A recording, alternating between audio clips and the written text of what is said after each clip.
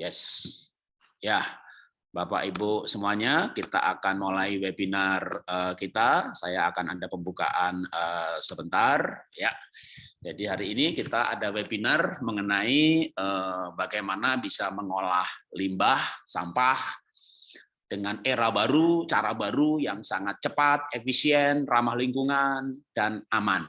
Ya, sama kalau kita berawal dari grup ekoenzim, kita semuanya berbicara tentang lingkungan, prihatin dengan lingkungan, dan kita membuat ekoenzim untuk menyehatkan lingkungan. Tapi kita melangkah, atau saya bukan kita ya, awalnya jadi menjadi kita gitu ya. Kita melangkah dengan membuat grup ekoenzim pertanian terpadu. Kalau Bapak Ibu perhatikan beberapa detik yang lalu saya ganti menjadi pertanian terpadu tanpa kata ekoenzim. Kenapa? Karena kenyataannya memang sudah 2 bulan lebih yang kita bahas bukan sekedar ekoenzim, tapi semua hal yang kita bisa pakai untuk pertanian organik, pertanian yang lebih baik, pertanian yang lebih sehat, ya baik pakai ekoenzim ataupun tidak. Ya, termasuk juga untuk mengolah sampah, termasuk misalnya dengan biowash, ya membuat dengan promik, walaupun tidak berbicara ekoenzim, karena menurut saya ya jelas bahwa tujuan akhirnya itu bagaimana pertanian organik, tujuan akhirnya bagaimana kita sehat, tujuan akhirnya bagaimana bumi ini menjadi sehat, ramah lingkungan, dengan makhluk apapun kita membikinnya sehat, gitu ya. Kalau makhluk itu bernama mikroba, nah mikroba itu dalam kemasannya ekoenzim, dalam kemasannya probiotik, dalam kemasannya biokompon, M4 dan sebagainya. Di grup pertanian ini semuanya dibahas. Semuanya dibahas, semuanya diajarkan. Setiap orang bisa mencoba sendiri sampai akhirnya mengambil keputusan mau pakai yang mana. Tergantung tujuannya. Ya, tujuannya mau buat ini, ternyata kalau ini ekoenzim lebih hebat, ya bikin ekoenzim. Wah, untuk tujuan ini ya biowash saja, cuma beberapa hari fermentasi udah jadi, dicairkan 50 kali lipat, bisa mengolah 5 ton sampah dalam sekian hari gitu ya. Berton-ton sampah bisa dibereskan. Kalau nunggu ekoenzim 3 bulan, waduh tiap hari aja nambahnya udah berapa ton sampahnya gitu ya. Untuk tujuan pengolahan sampah mana yang efektif, mana yang efisien? Saya berpikiran terbuka dan mengajak kita semuanya juga berpikiran terbuka ya. Itulah kenapa di grup pertanian, mohon maaf hari ini baru beberapa menit ini nama grupnya hanya menjadi pertanian terpadu gitu ya, tanpa EE. jadi karena ya menurut saya kita realitas aja. Di dalam pertanian itu mana yang paling penting, mana yang paling hebat untuk tertentu gitu ya. Kalau hidroponik, kalau aquaponik berbeda dengan perkebunan ternyata. Kalau aquaponik, hidroponik yang sangat sensitif, tambah ekoenzim sedikit udah layu daunnya gitu. Ya kita bisa boleh pakai yang lain karena tujuannya bagaimana hidroponik sehat, bagaimana aquaponik sehat. Jadi ini pembukaan dari saya sebelum kita bahas mengenai hari ini yaitu biokompon ya. Tugas saya sebagai fasilitator adalah memperkenalkan Bapak Ibu dengan aneka resources, sumber daya yang terutama yang pastinya adalah sumber-sumber daya yang sehat, aman, ramah lingkungan menuju Indonesia pertanian organik yang merdeka, yang bebas, yang sehat, yang produktif, yang aman. Itu tujuan dari komunitas pertanian terpadu ya. Tentu berbeda, saya akan berbicara berbeda ketika berbicara di grup di mana memang grup ekoenzim, dan saya juga membuatkan lebih dari 50 WA grup ya ekoenzim. Tapi untuk pertanian ini menurut saya ya ujung tombaknya tuh di kata pertaniannya. Sama juga nanti kalau kesehatan ya di kesehatannya. Gimana sehat? Pakai klasik enzim atau probiotik gitu ya. Karena sekali lagi tujuan utamanya adalah hal itu. Nah, hari ini seiring dengan hal itu setelah kita membahas hidroponik, lalu kemarin microgreen, kita sudah bahas aplikasi ekoenzim dalam pertanian 2 sesi. Lalu kita bahas biowash. Nah, hari ini biokompon. Dan setiap minggu kita akan ada webinar untuk membawa kita semuanya pada pemahaman pertanian organik yang lebih sehat. Hari ini siapa? Hari ini adalah Pak Sudarma Basuki, ya, pendiri pemilik dari Songsong Biokompon. Nah, waktu selanjutnya saya akan serahkan ke Pak Basuki untuk menjelaskan apa saja mengenai pengolahan sampah, limbah, biokompon, dan sebagainya. Setelah itu kita akan masuk di tanya jawab. Ya, silakan Pak Basuki. Waktu sekarang milik Bapak. Oke, Pak. Terima kasih Pak Jarod. Ya, mungkin selamat sore Bapak Ibu semua, gitu ya. Kami mungkin sudah di introduction dengan Pak Jarod bahwa saya terus terang aja, mungkin saya perkenalkan aja bahwa saya sebenarnya pensiunan sebenarnya Pak, pensiunan dari salah satu BUMN. Saya udah hampir 7 tahun, ya 7 tahun pensiun, 6 tahun 7 tahun.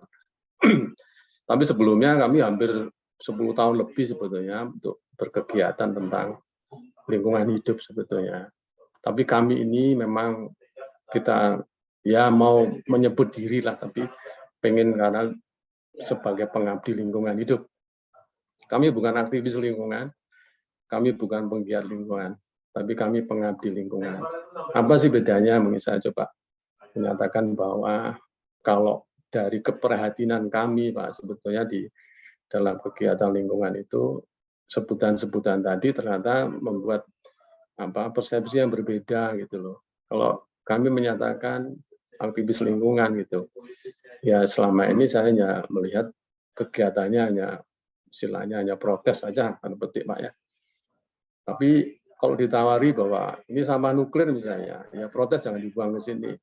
Kalau misalnya sampah nuklir dikasih kepada aktivis lingkungan, bisa nggak kamu menyelesaikan itu? Mereka akan angkat tangan semua. Ujung-ujungnya ya kita tahu lah, mereka bisa selesai karena apa. Tapi kami sebagai pengabdi lingkungan ingin Pak merubah persepsi itu. Bahwa saya menawarkan solusi apa. Ini sampah menggunung. Kami punya solusinya. Yaitu pengabdi lingkungan. Istilahnya. Kami punya solusi dengan cara kami. Gitu. Ini pengenalan kami Pak. Jadi kami sudah hampir 10 tahun jalan. Tapi sebelumnya bentuk temuan alat ini, tools ini, teknologi ini saya mungkin udah 15 tahun lebih Pak. Cuma orang tidak akan kenal Pak dengan ini. Karena Pak, ya kita terjebak yang tadi Pak. Kalau menyatakan bahwa ilmu pengetahuan itu bebas sebetulnya. Siapa yang bisa menemukan yang lebih akhir, ya silakan saja. Itu Sang Pencipta saya kira memberikan fasilitas itu tanpa batas itu. Nah, ya saya sebut Pak mungkin ada slide yang bisa di-share Pak. Saya memang memberi judul, kalau boleh Pak. Ada slide kami yang bentuk PDF Pak. Silakan Pak, mau share screen boleh. Saya udah boleh Pak. Saya share dari kami Pak ya. Ya. Oh nggak apa-apa ya, oke. Ya silakan di share, mau share video juga boleh. Semoga Oke. Supaya lebih ya gampang. Mudah-mudahan bisa ini anunya. Ya. Oke.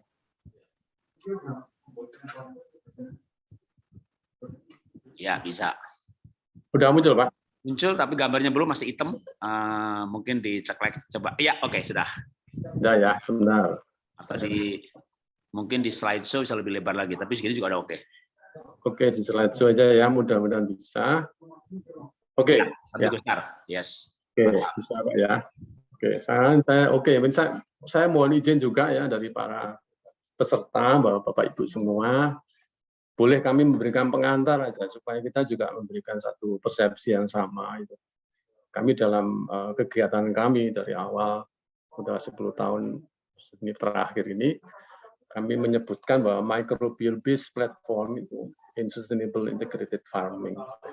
Kita ingin Pak bentuk-bentuk pertanian terpadu yang berkelanjutan, tapi basisnya adalah mikrobial. Nah ini melalui bentuk-bentuk pemberdayaan kearifan lokal secara sehat. Sehat di sini adalah sederhana, ekonomis, hayati, aman dan cepat. Ya, kami kenal untuk mengantar Pak. Jadi kami juga ingin bahwa kita ini sebetulnya bagian dari makro dan bagian dari mikro kosmis ya. Kalau bicara makro, memang kita melihatlah bahwa itu besarnya juga unlimited Pak, tanpa batas.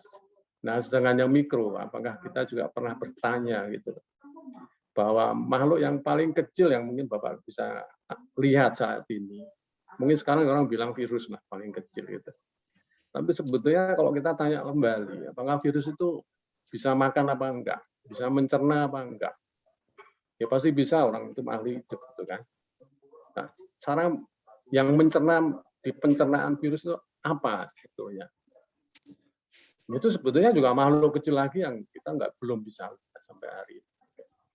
Nah, hal seperti inilah ini menjadikan dasar konsepsi kami tentang harus belajar dari alam katanya, belajar dari ibu bumi gitu. Ini konsep kami, Pak.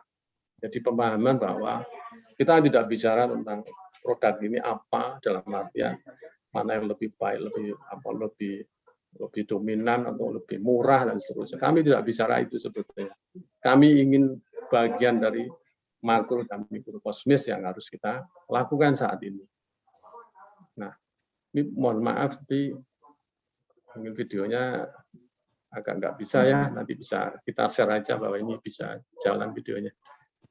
Oke Pak, kami beranjak Pak dari kegiatan kami 10 tahun yang lalu itu kita mengamati krisis dunia. Saya kira Bapak Ibu tahu krisis pangan, energi dan air bersih. Kenapa? Ya populasi sudah hampir 8 miliar manusia di dalam muka bumi ini.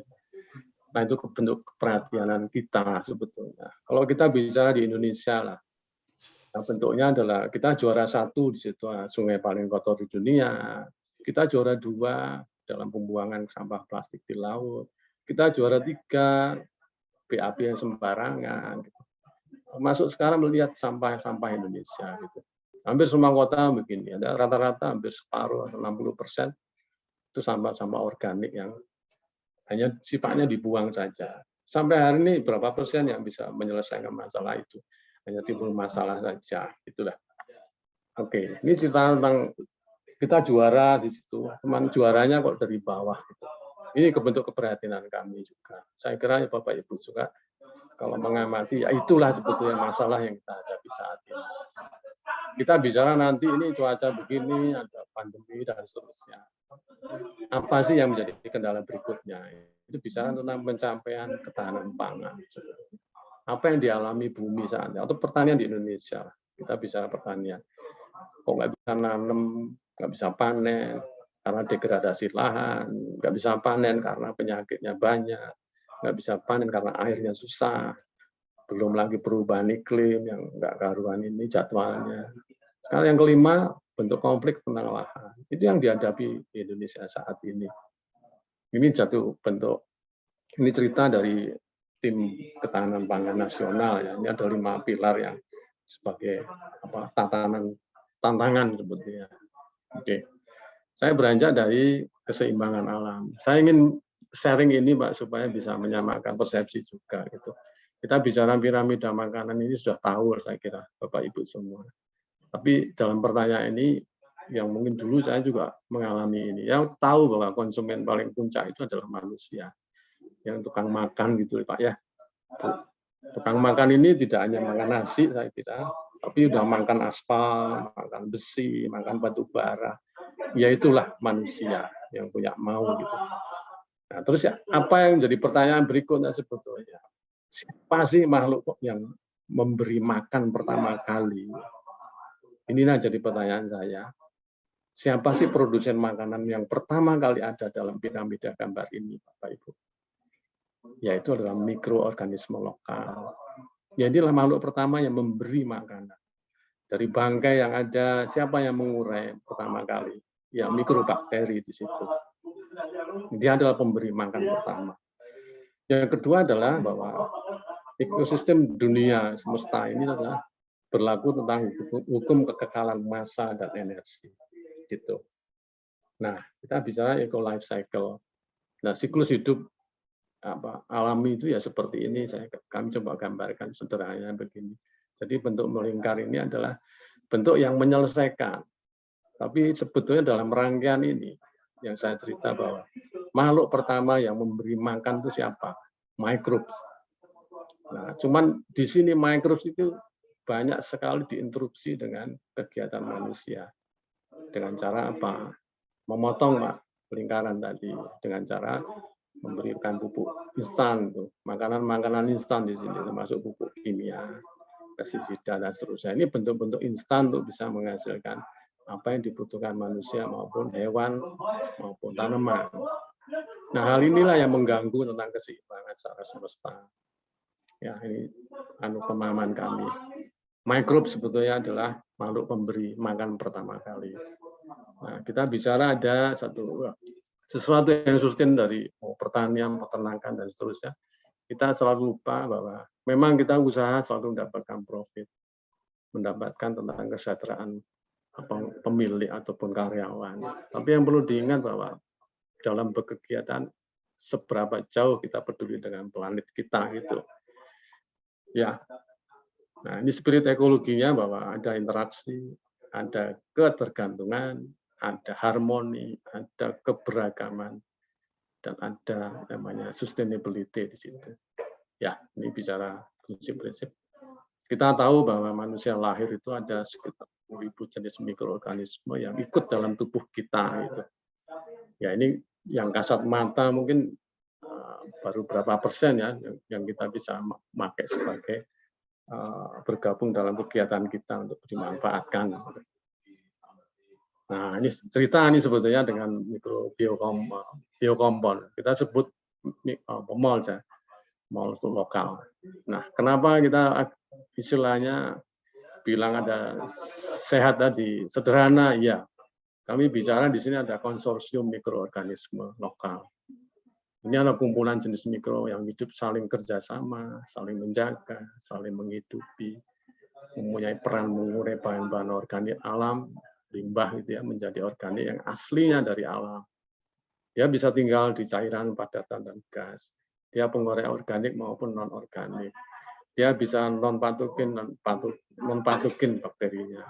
Jadi ini sudah ada hasil tes bahwa kita konsorsium non-patogen. Ya, ini ada lain-lain sebenarnya kita sebut ada 3, kita baru 3, aerob dan anaerob. Terus dapat berkembang biak secara tepat, tidak banyak syarat dalam pengembangbiakan, termasuk cepat di sini ya kita hanya bikin mau 1 hari, mau 3 hari. Gitu. Kalau biokompon kita bikinnya adalah 3 hari, tapi aplikasinya hanya sehari. Sebetulnya.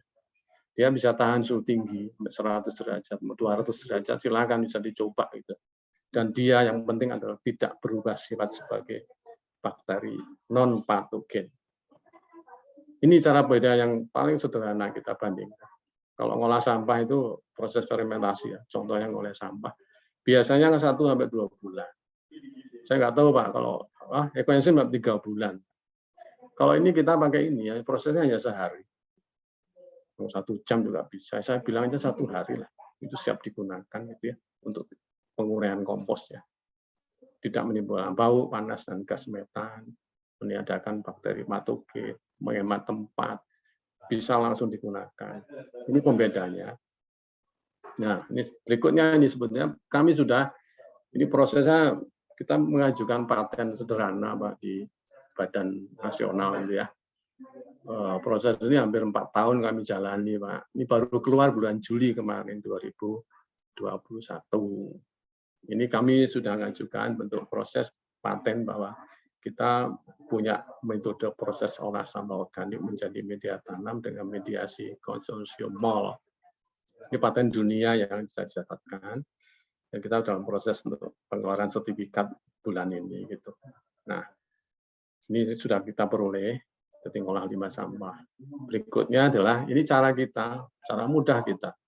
Bagaimana memproses pembuatan media tanam dengan konsorsium MOL ini untuk jadi media tanam. Sederhana, jadi sampah-sampah ini entah dicacah, entah ditumpuk juga bisa. Cara sesempatnya atau semudahnya kita melakukan.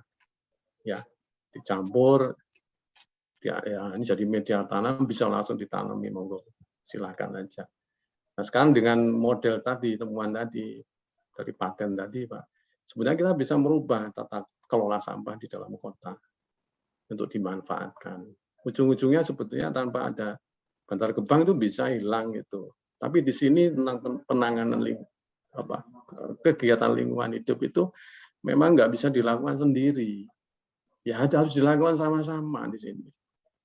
Jadi kalau ya mohon maaf saya terus kalau Pak kenapa nggak niram aja di Bantar Gebang atau di Sarimukti kalau di Bandung. Kami tidak seperti itu mengajaknya. Bahwa menyelesaikan lingkungan hidup itu ya harus bersama-sama. kenapa nggak melibatkan masyarakat itu sendiri? Kalau saya menyiram di Bantar Gebang, Pak, ya saya bisa saja, Pak. Saya perlu berapa ribu kubik itu untuk menyiram di sana. Bisa, Pak, sebetulnya. Tapi apakah Bantar Gebang jadi bisa hilang, maksud saya? Ya tidak akan bisa hilang kalau masyarakatnya tetap membuang sampah dengan caranya sampai hari ini. Gitu. Jadi tantangannya seperti itu. Kenapa kita nggak sama-sama sih? Ini pemanfaatannya, Pak. Kalau biokompon itu sebetulnya kami bisa mengolah kotoran sapi segar itu, ya kami bisa langsung pakai hari itu juga bisa untuk kita tanam. Nggak perlu nunggu besok, nggak perlu nunggu seminggu. Oke, dimanfaatkan apa? Ini untuk perkebunan integrated farming, untuk peternakan, untuk piara kascing, bikin maggot, olah limbah, kami bisa untuk melakukan itu. Dan kebetulan kami juga punya binaan di Lembang, peternak sapi.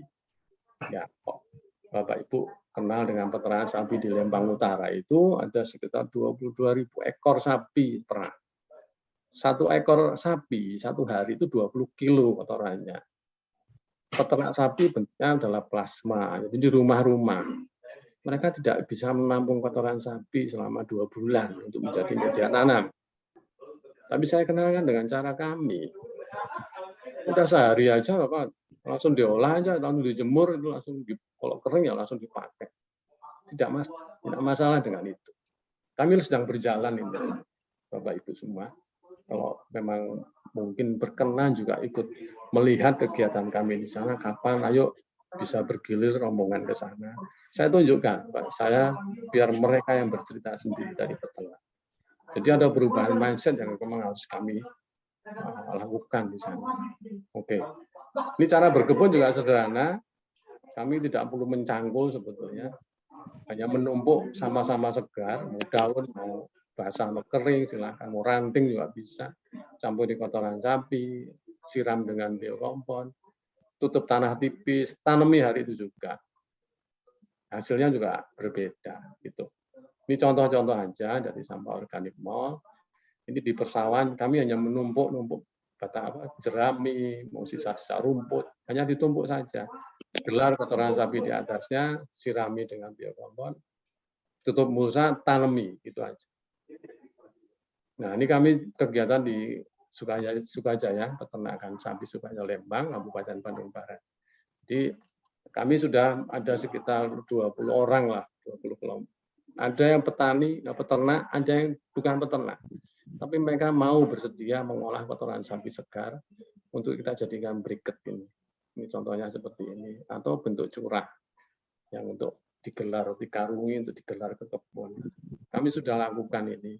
Tinggal kita mau menyebarkan supaya pemberdayaan ini bisa jalan. Gitu. Oke, nah ini saya coba memilah bahwa kegiatan kami dengan kotoran sapi segar di Lembang itu kami bisa masukkan dengan kegiatan-kegiatan yang parameter SDGs-nya apa yang terkait di sini. Kami sudah lakukan itu. Mungkin juga sebagiannya referensi aja bahwa kami bisa melakukan itu.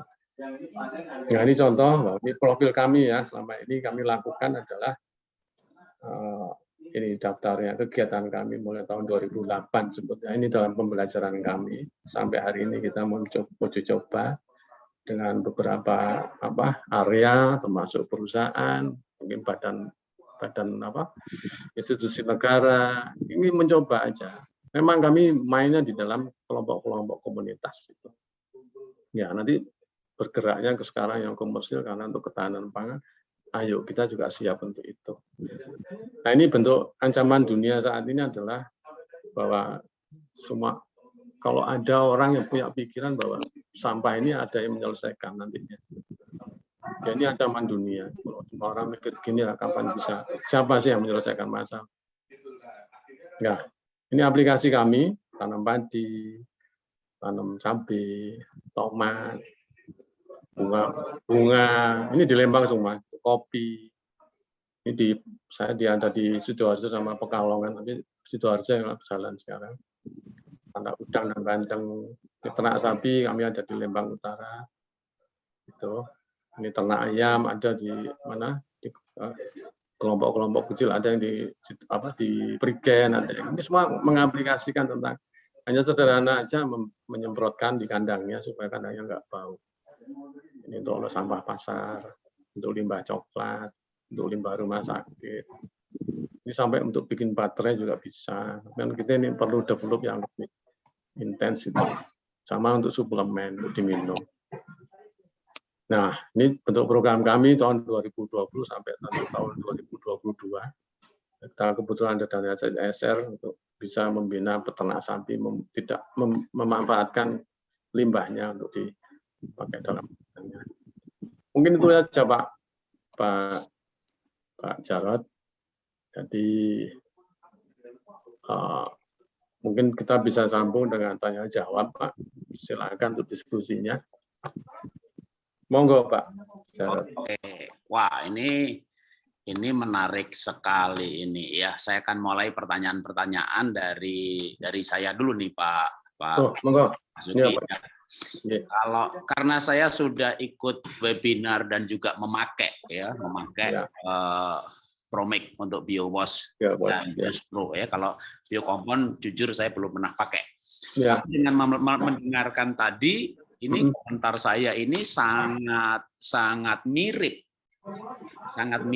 ya. Saya harus mengakui dengan jujur Bapak selangkah lebih maju dalam hal mengurus paten. Ada sertifikat, ada daftar mikroba baik apa yang ada di dalamnya. Ya, jadi di yang lain ya saya bicara jujur karena memang kita ya kita seminarnya juga di komunitas ini juga gitu ya. Kemarin kita tidak bisa mendapatkan nama mikrobanya, tapi saya mendorong waktu itu sebagai sahabat, saya dorong bawa ke lab mikrobiologi untuk dites ya. Masuk dengan ekoenzim juga. Saya sudah membuat, saya sudah menggerakkan, berjumpa dengan puluhan senior. Kalau saya tanya ekoenzim itu isinya mikroba apa gitu, saya belum pernah ketemu satu orang yang bisa jawab. Oh gitu. Nah, sampai akhirnya saya membawa ekoenzim ke lab mikrobiologi. Sekarang ini lagi diuji. Di identifikasi mikroba. Ya, betul. Nah, saya mau menyampaikan apresiasi dulu gitu ya. Bapak sudah melangkah dengan uji itu sehingga bisa menyebutkan bahwa biokompon ini, songsong ini atau mikroorganisme lokal, MOL, ini mikrobanya ini gitu ya. Udah ada. Jadi pertama saya memberikan apresiasi ya bahwa datanya akurat dan ilmiah gitu ya. Itu apresiasi dari saya dulu ya. Nah, sekarang pertanyaan saya tadinya saya mau nanya itu gitu ya, ternyata sudah ada. Ya, sudah disiapin, Pak. Ya, mikrobanya sudah ada, paten udah keluar. Ini kan ini bukan kucing dalam karung ini, kenapa bisa begini gitu ya. Pertanyaan saya di luar ini dulu, di luar yang disampaikan. Kalau untuk penggunaan sebagai desinfektan atau mikroba ini sebagai, Bapak pernah coba nggak? Desinfektan maksudnya untuk COVID, Pak? Ya kita nggak usah bicara COVID ya, tapi nggak usah ya, nggak. Tapi kita bicara desinfektan dalam arti ya buat ngepel, buat spray, ya ada berarti membunuh patogen gitu ya. Apakah pernah dicoba atau diterapkan? Ya, ini hampir tiap hari Pak sebenarnya kita terapkan. Kita mengenalkan dengan cara yang sama, seperti Promix maupun BioWash, sama aja sebetulnya. Jadi gerakannya seperti itu yang biokompon ini. Jadi kalau mau menyampaikan tentang Promix maupun BioWash itu juga sama. Itu juga tanda petik binaan kami, Pak. Gitu. Binaan Songsong juga. Kami selalu punya mitra-mitra yang bisa mau mengembangkan itu. Maka spesialisasinya itu silakanlah dikembangbiakan. Justru kami membuka dengan kemitraan tadi, Pak. Supaya makin banyak ya yang bekerja membantu. Ya, ini bicara alam nggak bisa Pak, kami sendiri. Sudah pasti Pak. Nah, sekarang saya justru dengan komunitas-komunitas seperti ini, ya, kelompok EE misalnya, komunitas. Ya, saya juga ikut senang sebetulnya. Ada yang kelompok yang memang mau action dengan itu. Apakah saya membantu dengan cara yang lebih cepat, lebih mudah? Ya kenapa tidak? Gitu loh. Ya ini pengenalan. Sekarang kita masuk dalam ini Pak, pemahaman tentang desinfektan itu. Ya, saya coba menyampaikan persepsi dulu Pak ya. Kita ini kan dari kecil ya Pak ya, sudah format kita dalam berpikir itu sebetulnya sudah banyak dimasukin dengan cara-cara kimia. Toh, kalau minum obat itu ya 3 kali sehari, mau pagi sore, sebelum makan dan minum, itu adalah cara-cara kimia. Memang takarannya ya segitu. Ya. Gitu loh Pak. Nah, format ini Pak, bikin desinfektan juga sama. Ngadepi apa? Oh, desinfektan yang mesti bahan kimia Pak. Kenapa sih dengan makhluk hidup yang sama? Nah, saya katakan bahwa biokompon ini adalah konsorsium Pak, yang di mana dia bisa saling menjaga, saling melindungi, saling menghidupi Pak. Jadi membayangkan Pak, kenapa cairan ini bisa tahan panas gitu? Bukan berarti mikroba di dalamnya tahan panas semua, enggak Pak. Di dalamnya ada mikroba yang tahan panas. Jadi kalau ada suhu tinggi dalam kelompok itu, dia saling menjaga Pak. Ya dia lindungi semua supaya tahan dengan panas. Mereka bisa tetap bekerja. Oh di dalamnya ada aerob sama anaerob. Iya, kalau pas nggak ada oksigen itu, yang anaerob itu akan memberikan oksigen Pak sama yang aerob di situ. Nah, sekarang sama menghadapi desinfektan. Saya tekankan lagi, Pak. Biokompon ini bukan untuk alat pembunuh, Pak. Dia adalah makhluk yang menghidupi semua makhluk. Konsepnya beda, Pak. Jadi kami tidak membunuh sebetulnya. Kami saling menghidupi. Nah, jadi ceritanya, Pak. Kalau ada bakteri patogen, misalnya di sampah, Pak. Kalau suhu sampah itu sudah di atas 35, patogen yang mikroba baik, Pak, itu akan mati Pak biasanya. Ya. Akan muncul yang namanya patogen. Ya, bakteri yang istilahnya patogen itu bisa tahan suhunya lebih tinggi Pak. Nah, yang non patogen itu akan kalau nggak mati, dia akan bermutasi Pak. Yang bertahan itu akan mutasi menjadi patogen Pak. Jadi yang dipahami bahwa kenapa jadi patogen? Saya nganggap sederhana aja Pak, misalnya saya punya kucing Pak dari kecil, kucing itu alaminya ya makan daging atau ikan misalnya. Ya. Tapi saya dari kecil Pak, saya kasih makan kentang terus Pak. Itu bukan kucing Pak sebetulnya. Sudah berubah dia. Ya itu mutan jadinya Pak sebetulnya. Nggak kita sadari Pak. Alam itu sudah menyediakan ini baik adanya. Cuman kita manusia ini punya kreasi yang luar biasa tanpa batas. Jadi memperlakukannya sama seperti itu. Nah, konsep kami tidak, Pak. Biokompon ini akan mengembalikan peran semua makhluk hidup tadi ke fitrahnya, Pak. Itu, Pak. Ujinya bagaimana? Ya silakan. Kalau saya pribadi yang uji sama, Pak. Saya dapat kumpulan E. coli, Pak. Misalnya, air minuman itu E. coli gitu. Tapi itu Bapak nggak ada yang berani minum, Pak ya. Saya jamin, Pak. Ya. Tapi kalau saya campuri dengan BT, Pak, biokompon ini, Pak, saya berani minum, Pak. Dan saya tidak diare. Karena E. coli-nya mati oleh biokompon. Bukan mati, Pak. Dia akan diberikan peran, Pak, sesuai aslinya dia. Nah, pemahaman mikroba ini saya juga share dengan para ahli di ITB, Pak, tentang mikrobiologi. Kenapa sih kalau apa namanya bahwa mikroba itu sebetulnya bagaimana sih urutannya bekerja? Misalnya E. coli itu, kenapa kita bisa diare kalau kebanyakan E. coli? Dia hanya cerita, Pak. Ini ilmiah loh, Pak ya. Bahwa mikrob itu punya namanya kemampuan untuk berbicara, berkomunikasi. Microbe talk namanya, Pak. Nah, microbe talk ini adalah kalau ada bentuk kesepakatan, Pak, namanya quorum.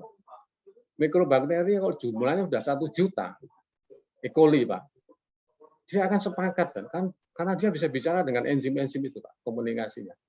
Dia akan sepakat bisa mengeluarkan toksin. Kalau jumlahnya 1 juta, itu akan keluar toksin. Dan kita akan diare, Pak. Nah, istilah itu kenapa dikasih obat, Pak? Obatnya itu hanya memutus komunikasi pertama. Kedua itu membunuh. Bahan-bahan kimia semua itu. Kalau cara kami nggak gitu. Ya tak masukin aja biokompon di dalam perut saya. Terus gimana cara kerjanya? Dia akan mengajari, jangan keluarkan toksit kamu. Kamu akan saya hidupi dalam kelompok konsorsium ini. Bergabunglah dengan ini. Dan Anda si antara makhluk tadi akan diberikan peran sesuai memang panggilannya, Pak, peran itu. Ya.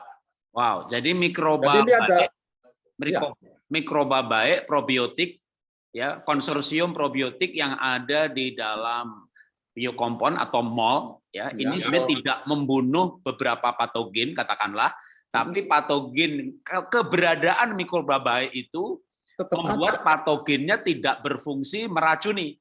Ya, gitu, Pak. Dikembalikan ke fitrah itu, Pak.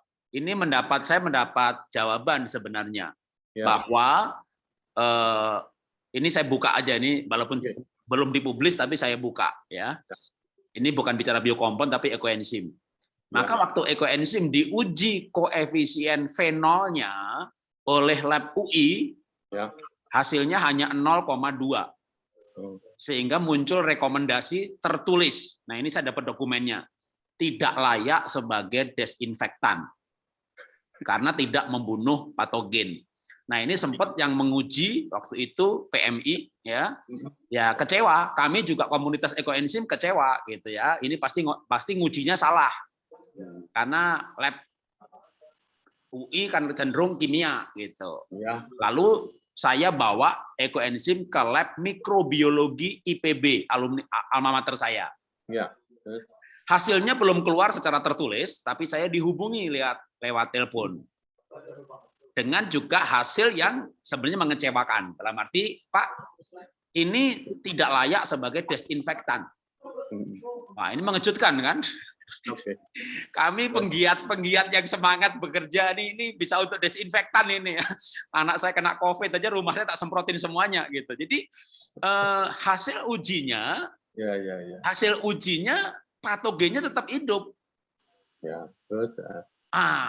Tapi saya bilang kenapa yang sakit sembuh, luka yang ada karena patogen menjadi lukanya sembuh. Tapi terus terang jawaban Bapak ini memberikan jawaban bagi saya bahwa waktu disemprot ekoenzim patogennya nggak mati tapi berubah fungsi. Dikembalikan, Pak. Tidak meracuni lagi, tidak bikin sakit lagi, sakitnya sembuh gitu. Nah, tapi masalahnya waktu diuji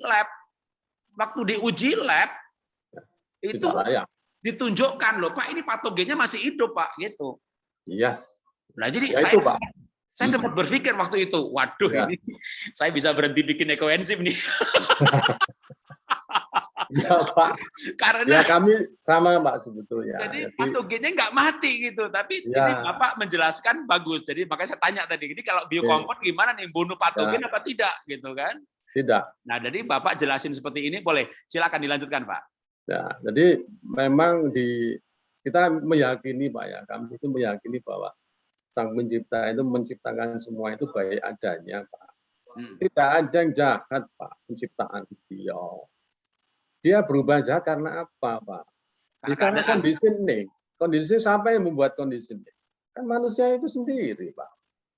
Jadi kalau mau ngomong tentang virus harus vaksinasi dan seterusnya, misalnya gitu, nggak nyinggung Pak, tapi secara generik aja. Dia pasti punya daya tahan, Pak, untuk bertahan hidup. Mikroba ini hidup jauh lebih dulu dari manusia. Ya pinter ya, Pak ya. Lebih pinter lah, Pak. Nah, ya aneh, Pak, maksud saya. Manusia ngangkangi maksud saya. Sombongnya maksud saya. Nah, kenapa sih kami ingin ngajak bicara untuk diskusi begitu? Saya bukan perkara menang-menangan, Pak. Jadi hanya oke, kita hanya punya konsep begini. Contohnya, Pak, saya sederhana, Pak. Ini saya piara udang di daerah Lapindo sana, Pak. Itu petani semua udangnya mesti ngandung merkuri, Pak, arsen, Pak, logam berat semua. Karena memang air bakunya itu adalah limbah-limbah logam berat semua, industri sama lumpur Lapindo, Pak. Tapi kalau kami campuri dengan cairan ini, kenapa hasil udangnya nggak ada merkuri ya, Pak? Free merkuri. Ya. Dan itu yang ngetes bukan kami, Pak. Ini dari Jepang, Pak. Importir, Pak, udang, mencari udang yang free merkuri dari Indonesia. Oh, itu jadi ada hasil uji labnya ya, Pak ya. Jadi untuk perikanan juga tambak dikasih biokompon, maka produk akhirnya sehat bebas merkuri. Itu Pak, betul. Ya. Tapi saya masih kembali soal patogen tadi, Pak. Gini, jadi kemarin saya diskusi dengan ini ya nyambung antara ekoenzim dengan biokompon karena pada dasarnya ada esensi yang sama, yaitu sama-sama mikroba baik. Ya, bisa juga nyambung ke Promic atau BioWash, ada esensi yang sama yaitu mikroba baik. Nah, itu pihak lab bilang begini, sebenarnya ekoenzim ataupun yang lain yang mikroba baik itu nggak bisa diuji koefisien fenol, Pak. Koefisien fenol itu menguji yang ada fenolnya, sedangkan Bapak ini bukan fenol, ini mikroba gitu. Maka akhirnya saya uji lanjutan, Pak. Oke. Walaupun saya butuh biaya ini bukan untuk perusahaan karena ekoenzim ini kan komunitas ya, tapi saya biayai. Saya uji namanya efektif killer atau patogen killer. Jadi seberapa efektif mikroba baik ini membunuh patogen. Memang tidak akan bisa mati semuanya. Contoh data yang sudah ada misalnya di lab UI ya, itu ekoenzim yang diuji. Dari sekian mili ada sekian juta patogen, ketika ditemukan dengan ekoenzim, maka yang jutaan menjadi ratusan ribu. Masih ribuan, masih puluhan ribu, masih ada ratusan ribu, tapi sudah berkurang cukup banyak. Makanya ketika di-convert menjadi skala, harusnya memang istilahnya bukan koefisien fenol, harusnya itu skala spektrum ya. Cuma untuk orang awam waktu itu yang menguji ke UI adalah PMI, kalau yang IPB saya itu diberikan nama koefisien fenol 0,02. Jadi kok bagus sebagai disinfektan kalau koefisiennya di atas 3 atau 4. Sedangkan ekoenzim hanya 0,02. Nah, makanya sekarang saya uji lagi bukan koefisien fenol, tapi keefektifan membunuh patogen. Nah, kalau biokompon, apakah pernah uji? Walaupun tadi Bapak bilang bahwa memang mikroba baik ini tidak membunuh semuanya, sebagian hidup tapi nggak berfungsi, tapi kan juga ada yang namanya membunuh patogen. Ada skala spektrumnya nggak Pak yang pernah diuji? Kami belum coba itu. Karena begini Pak, saya terus terang aja ya sudah bertemu lah dengan beberapa orang biologi, kan mereka punya standar-standar Pak ya. Ya betul. Nah, standar-standar ini Pak yang istilahnya bahasa lah, itu bahasa yang kami juga ingin mengenalkan kenapa sih kok pakai bahasa itu. Ya. Misalnya Bapak gini contoh, kalau uji lab itu selalu ada namanya isolasi, membiarkan. Isolasi, purifikasi, identifikasi. Ya, pertanyaan saya adalah, ini kan makhluk konsorsium ini. Ya. Dia tidak hidup sendiri-sendiri. Kalau diambil dapur saja, gitu ya. Ya, yuk mikrobakterinya dapatkan enzimnya juga ya hanya itu aja, Pak. Mungkin 1-2 jenis enzim yang dikeluarkan. Tapi kan kalau dia di dalam hidup dalam konsorsium itu, Pak, lebih kuat. Lebih banyak lagi, Pak.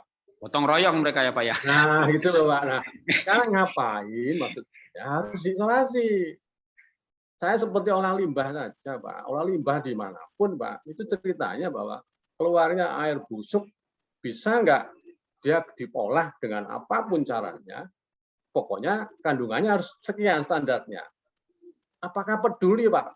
Dinas Lingkungan Hidup ngurusi di dalamnya ada menyana kah misalnya, contoh lah Bu Yonan. Mikrobanya jenis apa itu, pokoknya hasilnya bersih aja udah gitu dah. Nah ya itu Pak, saya challenge begitu. Apa gunanya saya mengisolasi? Dia kerjanya nggak sama-sama. Iya, kalau diisolasi, dipurifikasi, lalu nanti malah jadi nggak konsorsium lagi. Iya Pak, padahal kerjanya sama-sama. Nah itulah konsep kami untuk menyelesaikan tentang lingkungan hidup Pak. Ayo sama-sama maksud saya. Jangan ribut dengan pertentangan beginilah. Ini kan jadi nggak dewasa kita dalam mencari knowledge ya untuk menjawab bahwa ini tantangan lingkungan tuh begini. Gimana solusinya gitu. Nah gabungan ini Pak, saya terus terang aja Pak. Silahkan Pak, saya nggak mau tidak nyombong dalam artian. Sudah oke kumpulan E. coli Pak ya, saya campurin itu aja lah. Kalau Bapak tes lagi ya E. coli-nya ribuan Pak. Ya. Tapi saya berani minum saya Pak. Dari jutaan menjadi ribuan, betul. Ya, tapi nggak masalah buat kami, Pak. Tapi standar yang Bapak sampaikan, standarnya harus sekian. Saya udah nggak memenuhi standar itu. Oke. Itu Pak. Yes. Ya. Iya, oke. Makanya saya ini dapat tambahan jawaban nih, karena walaupun kemarin saya ya diskusi dengan lab mikrobiologi juga serupa gitu ya. Kan saya waktu itu bilang ini Mas waktu yang saya uji kan ekoenzim gitu ya.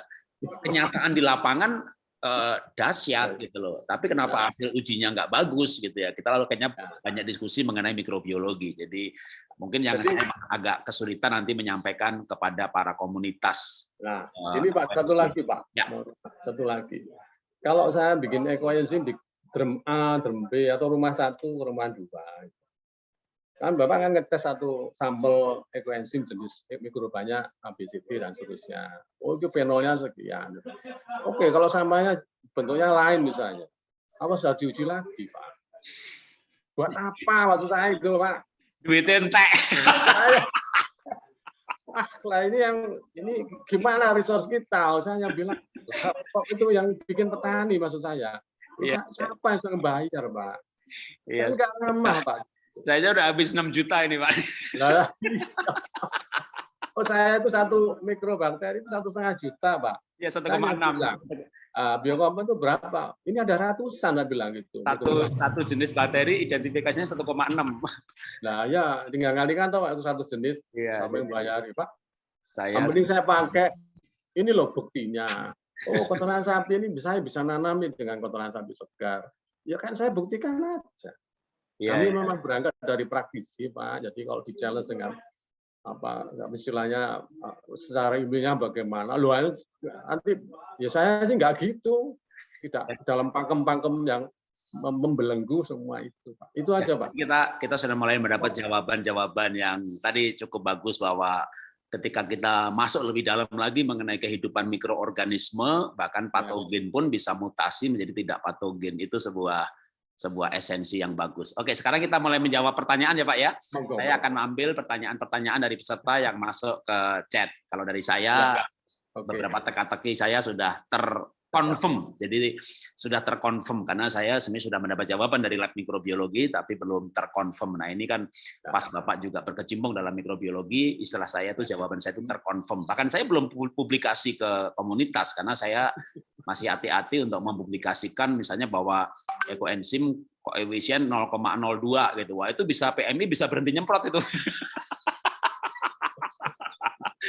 Satu aja nggak nyampe loh, skalanya satu aja nggak nyampe gitu. Makanya kemarin di UI itu keluar rekomendasi tidak layak sebagai desinfektan gitu. Dia IPB nggak berani mengeluarkan tertulis karena dia mengerti mikrobiologi.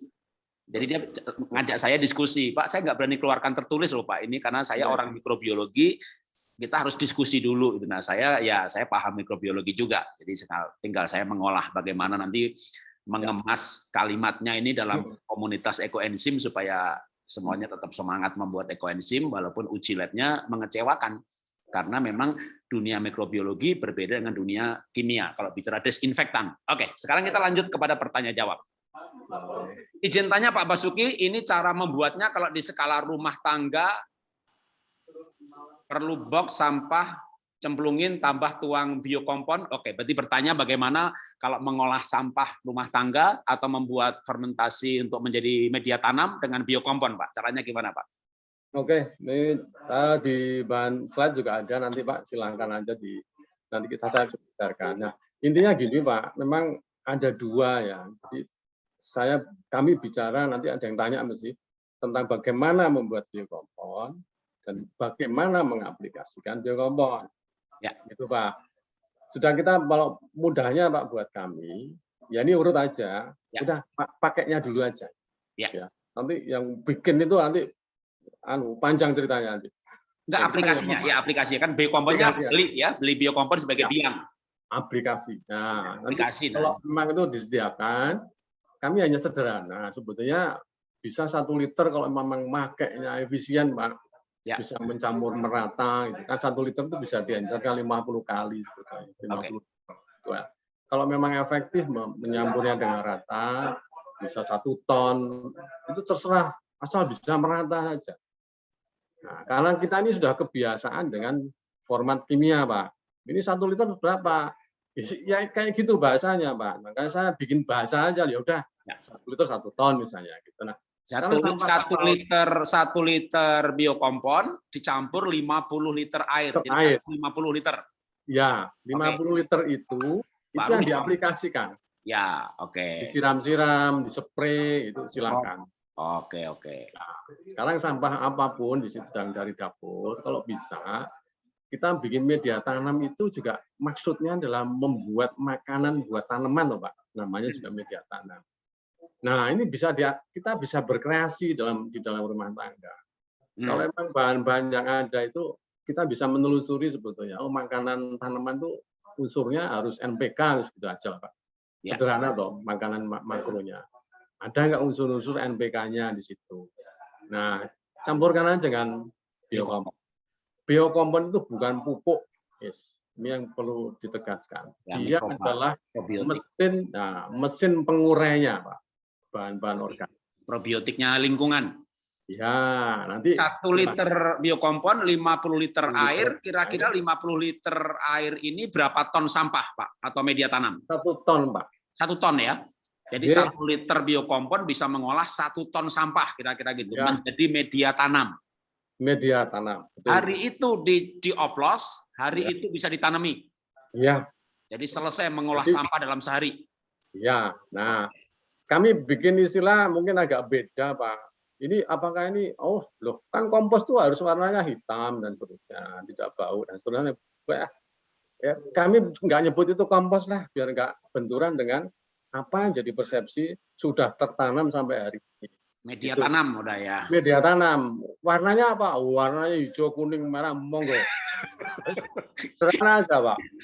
Nah, bentuknya masih kayak sampah, tapi bisa ditanam. Masih pertanyaan, kok masih warna-warni begini, kok nggak hitam? Katanya lebih cepat loh. Kami hanya melihat secara mikro. Mikro itu akan bekerja. Nanti misalnya kalau hijau, yang hijau-hijau, paling 2-3 hari yang jadi berubah jadi coklat, Pak. Ya, yang merah mungkin ya nggak tahu berapa hari. Itu masing-masing lah. Campurannya rata. Nah, sekarang cara memakainya, oke, kalau bisa selesai untuk media tanam, ya langsung ditanami. Ya, campuran tadi, silakan pakai polybag, mau pot, mau di dalam tanah, ya digelar saja. Di spray saja. Alangkah baiknya ya dilengkapi Pak unsur-unsur tentang hewani dan hayati. Kalau itu daun-daun, nah, kalau ada potongan daging apa-apa, ya mau masukkan aja. Karena yang dari hewani itu banyak mengandung fosfor, Pak, kandungan fosfor. Mau tulang itu juga ada fosfor sama kalium, kalsiumnya misalnya. Unsur-unsur hewani itu kandungannya itu, darah misalnya, darah ayam, ikan itu. Jadi kami juga mengajarkan bahwa oke, cucian beras, cucian ikan, cucian daging, jangan dibuang. Kita bicara ekologi, Pak. Jangan masukkan got, biar nggak bau gotnya. Kenapa nggak disiram? Biar nggak bau gimana? Campurkan dengan BC, biokompon. Nanti nggak bau, Pak. Baunya akan hilang. Jadi apa? Ya tikus nggak akan datang lah, Pak. Saya ngasih jaminan bahwa kalau banyak tikus, ya sirami aja dengan biokompon. Kalau memang ekstrim sekali, terlalu berat, tikus masih datang, cari kotoran sapi segar, Pak. Konsep kami Pak gitu, Pak. Jadi hanya cerita, kenapa kotoran sapi kok nggak kan kotoran kambing? Ya saya tanya balik, nenek moyang kita tuh ngajari, cuman kita tuh nggak perhatian. Ya di kandang sapi, kandang kambing, ayam, Pak. Di mana yang ada ularnya, Pak, di situ, Pak. Yang nggak ada ularnya cuma di kandang sapi. Kenapa ular nggak ada di kandang sapi? Karena tidak ada tikusnya di situ, Pak. Nah, tikus takut sama sapinya, Pak? Bukan. Dia takut sama aroma kotoran sapi segar, Pak. Ya tebar aja di halaman, Pak. Masukkan got aja, oh tikusnya pindah sama ke tetangga, Pak. Karena nggak membunuh dia. Gitu, Pak. Nah, dia akan dikembalikan, Pak. Jadi pertanian padi saat ini, Pak. Petani yang punya pengalaman puluhan tahun dari dalam bertani padi, Pak. Itu nggak bisa membasmi tikus, Pak. Kalau saya bicara environment, Pak, di situ ada bahasa alam yang harus kita ketahui juga. Emangnya lahan yang dikasih kotoran sapi, dicampuri kotoran sapi, aromanya ada, Pak? Enggak bakal, Pak, diserang tikus, Pak. Tapi yang diserang yang pakai pupuk kimia, Pak. Saya jamin, Pak. Kenapa, Pak, pupuk kimia, Pak, yang diserang, Pak? Ini bahasa alam yang kita harus ngerti. Emangnya renit-renit di dalam tanah itu yang dikasih pupuk kimia, apa enggak teriak-teriak minta tolong, Pak? Karena dia kehabisan oksigen, kehabisan makanan. Gitu. Aku dikasih makan apa? Iya toh, Pak? Akhirnya mikroba yang di dalam tanah keluar semuanya, nyerang Semua manusia. lah. Berteriaklah, Pak. Pandemi datang. Iya, Pak. Berteriaklah dengan alam. Mikroba dalam. Gimana saya dapat makan? Ya datanglah ribuan tikus dalam satu malam, Pak. Kenapa, Pak, yang diserang tikus itu? Dia puluh kotoran tikusnya, Pak. Itu makanannya mikroba, Pak. Ya. Oke, ini ada beberapa pertanyaan soal supply. Nanti kita jawab terakhir saja. Saya akan lanjut dulu. Ada yang pertanyaan soal Pak, apakah bisa misalnya bahan sampah organik dicampur biokompon itu supaya muncul magotnya gimana, Pak? Bisa, Pak. Udah. Cuman itu ya? Ya. Nah, maggot, istilah maggot di sini apa? Itu BSF atau maggot yang umum, Pak? Maggot itu adalah belatung, Pak, ya, sebenarnya. Ya. Nah, kalau banyak protein, Pak, itu mesti maggotnya banyak. Kondisinya agak basah. Selalu muncul maggot, Pak. Entah itu maggot bawaan dari bangkai, misalnya daging gitu ya, ataupun apa. Itu selalu muncul, Pak, maggot itu. Maggot itu adalah rangkaian makanan, Pak, sebetulnya. Dia pengurai protein pertama. Ya, jadi ada makanan itu protein tadi diurai sama maggot. Nanti maggot umur 2-3 hari mati, Pak. Jadi pakai lagi. Jadi ya. Pembuatannya bukan biokomponnya, bukan Pak ya, tapi bahan organiknya ya? Iya. Okay. Saya bilang bahwa biokompon adalah mesin pengurai untuk memberi makan ke seluruh makhluk di atasnya, Pak. Oke. Ya, sederhana, Pak. Saya baca lagi pertanyaan berikutnya. Nanti yang soal suplai biokompon dapatnya di mana terakhir aja. Saya baca lagi. Yang terhormat Pak Basuki, wah disebut ada tambahannya nih, Profesor Basuki. Kami profesor, Pak. Meyakinkan kalau jadi profesor, Pak. Kepalanya udah, rambutnya udah hilang. Ini ya. Sangat senang Bapak bisa hadir dan mengisi webinar ini, memberi kami pemahaman mengenai biokompon. Pertanyaan saya adalah, dalam kemasan biokompon ada tulisan terbuat dari kotoran sapi segar. Saya sebagai petani merasa janggal dengan kalimat pada kemasan. Jika kotoran lembu segar sudah diproses sedemikian rupa dan yang diambil hanya bakteri maupun mikroba yang baik, apakah bisa dikatakan bahwa itu kotoran sapi segar lagi? Mohon diberi penjelasan mengenai hal ini. Label bahwa terbuat dari kotoran sapi segar. Dimasukkan di dalam kemasan tanpa warna kotoran sapi segar. Oke, ya. Ya, ini Pak, yang kami maksud dengan bahan baku, itu bahan baku pembuatan pengembangbiakan, Pak. Kami pakai media kotoran sapi segar, Pak. Jadi kalau yang lain-lain, Pak, selalu ada mungkin air beras, air kelapa, ada gula, molase. Kami tidak pakai itu, Pak. Makhluk kecil ini mau berkembang biak dengan kotoran sapi segar, Pak. Itu, Pak. Banyak itu. Kalau dia sudah bening atau apa, kami prosesnya cuma 3 hari, Pak, bikin itu. Tapi kami ambil cairannya, Pak. Ya kita saring maksud saya. Itu sebagai sumber mikrobanya, mengambil konsorsium mikrobanya. Ya, betul. Ya. Oke. Terus menjawab, Pak, ya? Ya.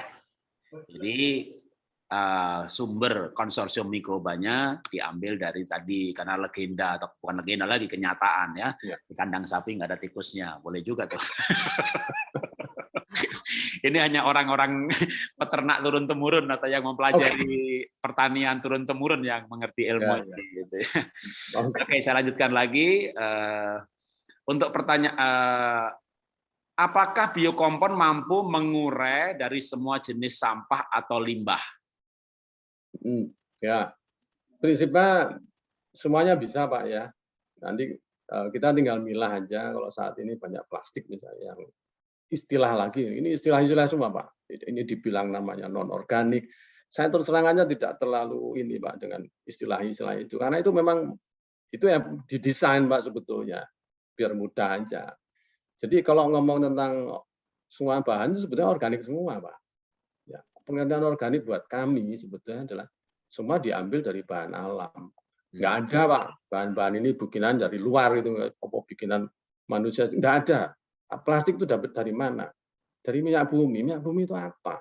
Itu plankton yang udah jadi fosil misalnya. Itu bahan-bahan semua adalah dari alam semua. Cuman kembali Pak, intervensi manusia tadi akhirnya memilah namanya organik non organik. Jadi plastik itu apa sebetulnya? Hanya pemotongan rantai-rantai kimianya Pak di situ, dipotong-potonglah jadilah bentuknya plastik. Awalnya memang bentuk cairan. Jadi semua bahan organik itu semua bisa diurai Pak. Nah sekarang tinggal ambil bahwa kalau plastik itu kena apa kok? Oh nggak kelihatan nggak lama. Saya masih lama Pak mengurai plastik itu, gitu Pak. Bisa Jadi 3 bulan Pak. bukan bisa nggak bisa, tapi yang Proses. bahan-bahan anorganik butuh waktu yang lebih lama. Ya. Iya. Tapi yang kami pentingkan sebetulnya kalau bentuk plastik adalah microplastik Pak sebetulnya. Kalau makhluk ini juga bisa memberikan enzim bahwa supaya tidak jadi mikroplastik yang memang berbahaya buat tubuh kita, Pak. Dia akan diurai sebetulnya dengan makhluk kecil ini. Tapi dengan cara apapun, lah itulah saya penjelasan ilmiahnya. Kami memang perlu pendamping yang memang mau terbuka dengan teknologi baru, gitu, Pak. Ya memang kalau secara alam kan misalnya styrofoam sekian ratus tahun, plastik sekian puluh tahun, bukan berarti nggak bisa kan, tapi kalau misalnya daun 30 hari, begitu plastik sekian ratus tahun, bisa, ya. Tapi lama sekali. Nah, tapi kalau itu kan di alam, sedangkan dikondisikan dengan aneka mikroba pengurai, tapi tetap tidak secepat dengan sampah-sampah organik.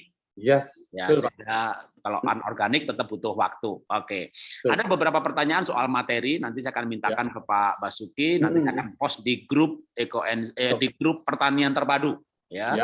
Untuk materinya dan juga link-link Zoom kalau ada link-link YouTube, nanti Pak Basuki bisa japri ke saya lewat putranya, nanti saya post di grup.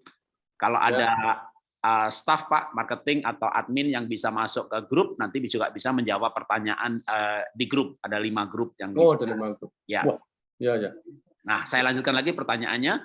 Yang berupa materi nanti akan diberikan sama juga dengan bagaimana memperolehnya nanti ya. Sampah anorganik, pampers, plastik, styrofoam semuanya sama ya, bisa diurai, hanya butuh waktu. Materi nanti berikutnya lagi. Oke, sekarang tadi dengan biang biokompon dicampur 150 untuk mengolah sampah.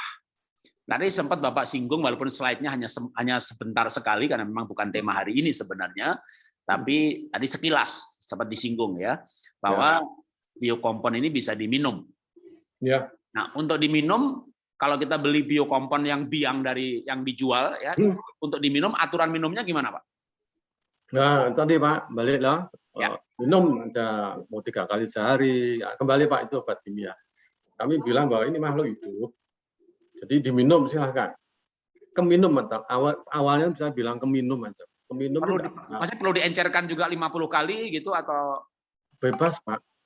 Atau minum biangnya? Minum biangnya saja boleh. Gitu, Pak. Jadi cuman sekarang ini kami menghadapi dengan bahasa yang tadi Pak, bahasa ilmiah sekarang, termasuk budaya. Jadi kalau ngomong soal ini dari kotoran sapi, orang berani nggak minum kotoran sapi? Ini bahasa Pak, saya terus saja, saya 10 tahun itu hanya mendesain bagaimana mengkomunikasikan ini supaya tidak menjadi barrier, bentuk konflik di situ. Tapi Bapak jujur kan ini bahwa diambil mikrobanya dari konsorsium kotoran sapi, ya tapi itu sudah menjadi mikroba baik atau probiotik, jadi bisa diminum ya. Ya, karena prosesnya ada fermentasi, ada filtering, ada aerasi. Kami melakukan proses itu, Pak. Ya. Nah, kalau untuk diminum, ya kalau saya sudah, karena kemarin sebelumnya sudah seminar mengenai Promik gitu ya, memang bisa diminum langsung, bisa diencerkan, bisa dibikin jus gitu ya, jadi dicampur air, campur buah, lalu Promiknya sebagai biang. Nah, apakah biokompon juga mirip seperti itu? Jadi saya bisa kasih misalnya 5 liter air, 1 kilo buah, aneka macam-macam, tak kasih biangnya biokompon. Bisa, Pak? Boleh Pak. Jadi gini Pak, ini kan tadi ya saya bicara dengan bahasa culture ya, budaya. Ini bicara budaya dan keyakinan juga. Prinsipnya mikrob itu Pak. Kalau saya boleh cerita ya, mungkin sekedar tanya pengalaman Bapak. Kalau Ibu merendam daun-daunan segar Pak, ya sampai busuk segala macam, itu bau busuknya kayak apa? Pertanyaan saya. Ini alami loh, alam yang bekerja. bau busuknya seperti kotoran sapi, Pak. Coba aja lah saya, baunya seperti itu. Nah, kedua, ini bukan seperti kotoran sapi sebetulnya. Sapi ini adalah baunya alam, Pak, sebetulnya. Dia membawa baunya alam aslinya. Gitu loh. Ini konsepsi kami. Kenapa? Oh, dihormati sapi itu kenapa? Jadi masuk dalam budaya-budaya yang sebelumnya kalau ada histori gitu. Saya lebih bagus loh. Bisa belajar itu. Kenapa? Nah, sekarang bagaimana dengan tadi pertanyaannya tentang apa? Caranya sama nggak? Bisa. Nah, sekarang gini, Pak. Microbe ini adalah makhluk pintar, maksud saya, intelligence sekali. Saya katakan bahwa dia bisa menduplikasi, Pak. Ya, gitu loh. Bisa menduplikasi karena memang tugasnya memang mengurai itu. Contoh, Pak, kalau saya pakai BC, Pak, biokompos, ini ada pakai buah. Saya memang membagi dua istilah, Pak. Ini namanya probiotik, itu saya bikin dari buah-buahan, termasuk promik itu, Pak. Ya, itu disebut probiotik, Pak, sebetulnya. Kita pakai ini supaya bicara budaya. Kalau yang namanya biokompon, itu memang saya kasih gambaran bahwa itu dari kotoran sapi. Ini untuk ternak sama tumbuhan. Yang ini untuk manusia, probiotik gitu loh. Nah, Bapak secara produk ada 2 macam ya? ada 2. Oke. Ini kan barrier aja. Kalau keminum semua ya nggak masalah buat kami. Nah, di dalam pengembangbiakan tentang media pengembangbiakan itu selalu dia bawa, Pak. Aroma itu selalu dibawa sama itu. Nah, sekarang tinggal tanding saja, Pak, dalam artian dicoba. Kalau saya pakai biokompon, bikin fermentasi apalah minuman itu. Gimana aroma kohenya ada nggak muncul di sana? Gitu loh, Pak. Kalau ini buah, ini belum, Pak. Ya, aroma buah yang muncul di situ. That's brilliant sekali makhluk itu, Pak. Bisa katakan. Boleh berbagi apa namanya? Ini memang teknis gitu ya, bukan esensial, tapi nggak apa-apa. Kalau yang untuk diminum, Bapak pakai nama produk apa, Pak? Probiotik, Pak. Oh, jadi Song probiotik. Oh, jadi ada song-song biokompon, ada song-song probiotik. Ya. Oke, jadi supaya lebih jelas sebenarnya ya. Walaupun esensi di dalamnya mikrobanya sama, tapi kan ada otak kita yang mikirnya jadi beda, gitu. Masuk kotoran sapi diminum, biosong-song biokompon untuk peternakan, perikanan, biosong-song probiotik untuk diminum. Ya. Oke, jelas. Ya. Ini bahasanya biar Pak ya. Jadi kalau sama-sama minum nggak masalah buat kami. Gitu aja. Ya, nanti ada beberapa hal teknis yang ditanyakan di WA Group, tapi kalau waktunya masih ada kita akan jawab. Saya akan lompat beberapa pertanyaan. Kalau sudah aplikasi teknis, oke sebentar, tapi boleh juga. Kalau tadi untuk mengolah media tanam, 1 liter biokompon, 50 liter air, campur sampah jadi media tanam. Bagaimana kalau misalnya untuk ikan koi, ikan lele, tambak udang? Dicampurkan itu, Pak? Aplikasinya ya 150 terus disiram. Udah. Oke, gini. Kalau kolam, Pak ya, kolam 1 kubik air, 1 sampai 2 kubik air itu 1 liter. Ya, dicampurkan aja.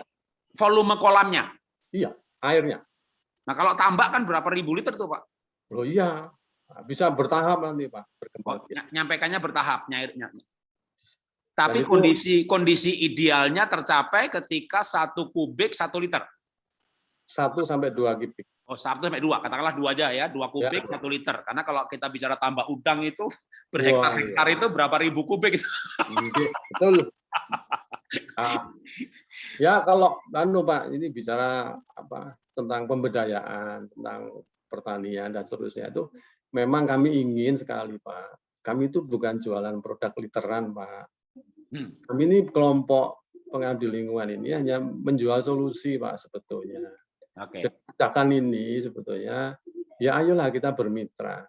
Sambil kita coba mendata. Kalau pakai ini, caranya begini. Saya bebas, Pak, mengartikan bahwa itu kreasi dari para petani atau peternak. Itu masing-masing silakan berkreasi. Karena makhluk ini itu complicated di sini dalam artian memang intelijen banget. Nah, silakan untuk mengembangbiakan. Kalau menjadikan satu komunal ini memperkaya pengetahuan antar kelompok yang lain, why not gitu loh. Oh, ini kepentingan bersama. Kita menghadapi lingkungan yang seperti ini. Di daerah Pantura itu siapa yang bisa nanam jagung hari ini, Pak? Mundur semua, nggak panen Pak jagungnya. Percontohan di mana itu yang tanam pangan itu gagal Pak semuanya. Apa sih yang terjadi Pak? Kami hanya mengenalkan bahwa Bapak bisa menanam di atas pasir bangka itu Pak. Bisa kami bisa. Bekas batu bara bisa kami melakukan. Karena apa? Banyak konsepsi yang tidak pernah disampaikan Pak. Cara bertahan itu bagaimana? Kenapa harus saya naburi satu pupuk satu cangkir, minta panennya 10 kilo? Karena diajari begitu loh Pak. Itu kimia loh Pak. ya. Nah, change maksud saya, rubahlah gitu. Bahwa Anda menanam itu harus kenal dengan namanya hukum kekekalan massa dan energi. Bapak mau panen berapa? 10 kilo. Ya masukkan bahan organiknya 10 kilo. Nggak ada ceritanya satu cangkir panen 10 kilo. Itu dari mana Pak hukum itu? Pak, hukum cuan Pak. Lah ya, ini kan jadi meracuni semua Pak. Ya karena itu Pak sebetulnya bumi seperti ini kelakuannya apa dampaknya gitu. Nggak kan bisa Pak. Orang tidak pernah mengukur bahwa lahan padi yang mereka taburi pupuk kimia Pak, itu setiap tahun turun Pak. Tanahnya kan turun Pak, makin mengeras. Itu turun Pak. Coba ada yang mengukur kan? Nggak ada yang merhatikan Pak. Kota Bandung itu setiap tahun turunnya 20 cm. Apa salah ada yang mengukur Pak? Gitu loh Pak. Jadi ini luar biasa Pak dampaknya.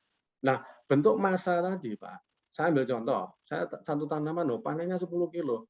Ini naburi pupuk setengah on Pak. Jadi punya apa? Cuma 9,5 on Pak gitu ya. Itu dapatnya dari mana Pak? 9 kiloan lebih tadi itu dapat dari mana? Itu kan hanya penderitaan si tanah tadi. Dihabiskan semua gizinya Pak. Sampai kapan panennya Pak? Nggak ada panen berikutnya itu kan naik Pak. Never Pak. Bisa. Sampai hutan pun, hutan akasia produksi kayunya turun terus Pak. Sawit turun semuanya, gula, tebu turun semua rendemen. Amati aja semua kelakuan itu. Kenapa kita nggak recovery itu? Dengan cara apa? Ya konsepnya dirubah lah. Panen 10 ton, ya masukkan 10 ton. Itu sampah sampai gunung digantar ke bank, buat apa maksud saya Pak? Ya dibiarin aja. Ya kenapa digerakkan dari rumah tangga? Saya yang pengen mendorong rumah tangga untuk bergerak misalkan sampah. Itu aja dulu. Ayo kita collab sama-sama. Pakai bangun jenis ekosis campurin biokomponen enggak masalah buat kami. Jadi konsorsium yang lebih handal ini enggak masalah Pak. Kenapa harus nunggu 3 bulan? Campurin ini aja udah selesai lalu pakai aja enggak apa-apa. Kenapa enggak sinergi maksud saya gitu? Oke, ya. Ada beberapa pertanyaan yang sebenarnya sudah kejawab ya, ini ya, seperti ya, apakah Pampers segala macam semuanya semua sampah bisa dijadikan media tanam dengan biokompon ya, sama dengan kalau yang seminar yang lalu semua sampah juga dengan biowash bisa menjadi media tanam, mau Pampers, mau softpack, mau apapun sampah itu ya, dia akan diurai dan tapi memang kalau ada sampah organiknya lebih banyak, ya lebih bagus. Tapi semua sampah bisa dibuat menjadi media tanam dengan biokompon ataupun biowash. Nah, untuk perikanan, lele, udang, tambak, sama semuanya adalah 2 kubik, 1 liter biokompon ujung akhirnya. Tapi bisa diberikan secara tahap. Ya, oke. Pertanyaan berikutnya, sebentar. Oke, sebelum masuk pertanyaan berikutnya, ini ada beberapa pertanyaan yang mungkin bisa dijawab dulu. Untuk mendapatkan biang biokompon ini, Pak, apakah sudah ada agen di seluruh Indonesia? Kami belum, kami bentuknya tuh kerjasama komunal, Pak. Di Indonesia ya, kami sedang mencoba membuka teman-teman untuk memberikan yang sudah mendapatkan pemahaman yang sama tentang visi misi kami, Pak. Jadi komunitas-komunitas yang dibangun ya? Iya. Nah, kalau mau tahu komunitas ini ada di mana saja, ada apa website atau Facebook atau Instagram? Saya belum mendeklar secara formal Pak kelompok-kelompok tadi, karena memang dalam binaan kami. Kalau bisa memang membangun tentang channel ini Pak, alangkah baiknya kita kumpul aja. Nanti kami berikan cara bagaimana membuka channel, tanda petik. Kami mengenalkan, kalau sekarang orang bilang itu distributor atau reseller itu Pak ya. Saya ingin merubah Pak istilah-istilah seperti itu. Karena ini bicara tentang kesetaraan. Jadi saya kenalkan bahwa reseller yang sekarang berjalan, mungkin saya boleh bikin kerjasama. Di kota mana? Ayo kita buka.